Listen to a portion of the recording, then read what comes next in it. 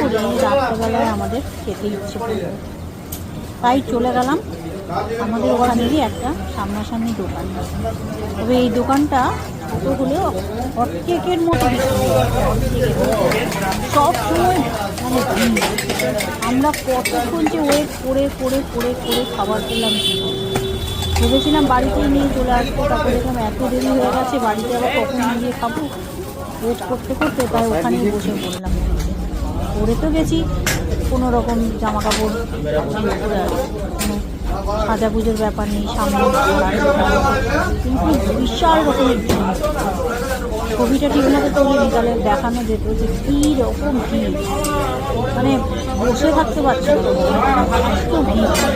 সব সময় গ্রীষ্ম বর্ষা সব সময়, শীতে তো আরও বেশি। আমরা সে কখন অর্ডার গরম,